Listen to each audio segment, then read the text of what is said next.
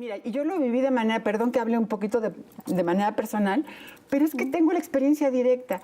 Yo había hecho 2 películas, había hecho Danzón, que me fue muy bien con Danzón, había sido como exitosa. Clásico. Y después de Danzón batallé muchísimo para hacer una película. Ya no había maneras y sobre todo ya no había salas de exhibición.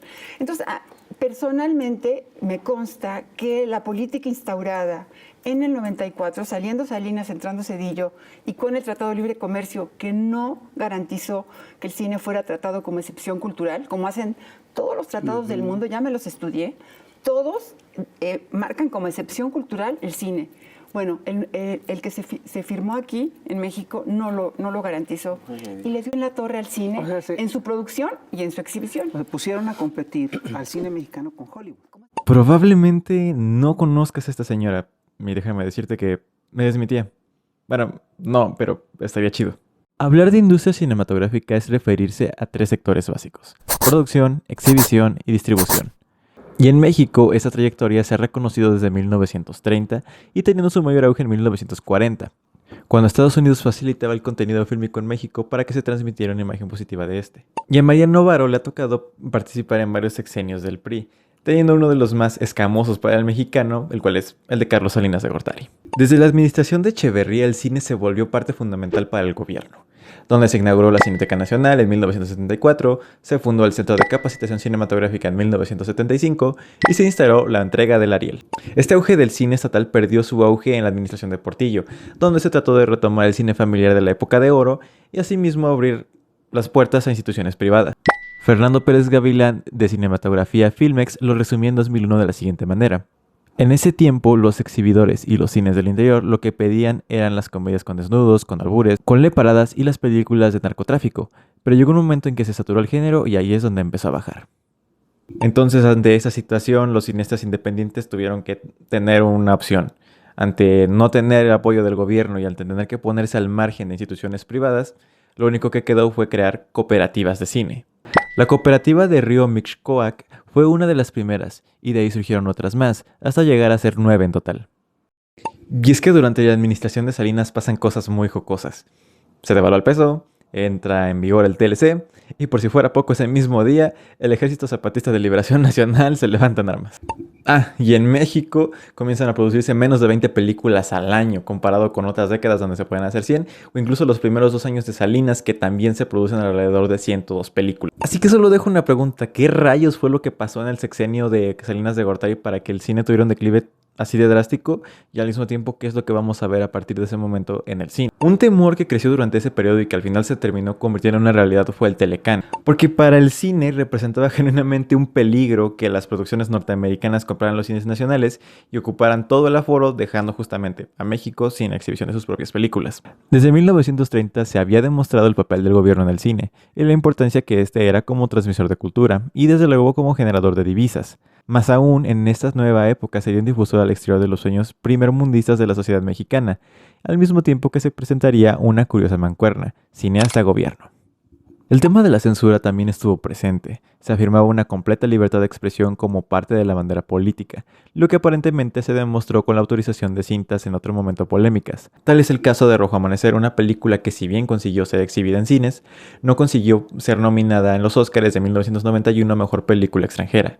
El INCINE, el Instituto Mexicano de Cinematografía, tuvo un papel muy importante en este periodo. No por las películas que produjo, sino porque fue el que trazaría y ejecutaría las estrategias para llevar a cabo la nueva política. Su director, Ignacio Durán, tuvo como una de las nuevas labores principales internacionalizar el cine mexicano. Pensar en el 98 recuerda en la animación Akira o Alicia en el País de las Maravillas, además de que se instaló el Akira Slide usado en todos lados. Por otro lado está Rambo 3, Beetlejuice y Cinema Paradiso en Italia. Pero ¿qué está pasando en México? México, por su parte, va a estar muy ligado con temas como la crítica social, la identidad nacional y los conflictos emocionales de sus personajes. Tal es el caso de El costo de la vida, de Rafael Montero, una película que expone las dinámicas de pareja de los 80, mostrando cómo las adversidades y las condiciones de vida orillan a un par de jóvenes a envolverse en el mundo criminal. El 89, si lo piensas, es bastante curioso, y no lo digo porque salga a Volver al Futuro 2, sino porque En Estados Unidos tienes La Sociedad de los Poetas Muertos, una película que trata sobre rebelarte contra el sistema y sobre la libre expresión de los estudiantes.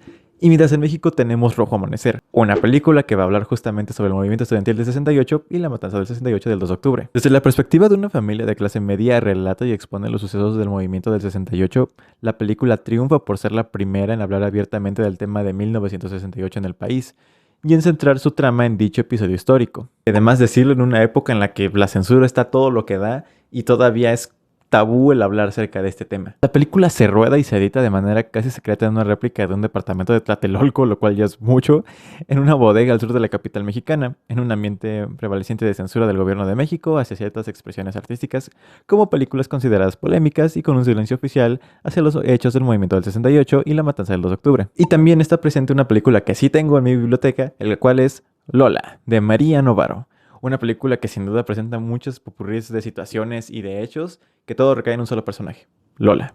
Tomando como sede la Ciudad de México luego del 85, la película explora las dificultades de una madre soltera que hace frente a su soledad, sus imperfecciones y el abandono, teniendo como único impulso su hija Ana. No considero que la película sea un claro ejemplo del chaleganismo, sino que realmente presenta de forma cruda y contundente cómo era la situación en el 85. Porque aquí la Ciudad de México se vuelve un personaje más, así como en otras obras de otros autores que tratan de hablar justamente de este ambiente y de esta entidad que es el Distrito Federal.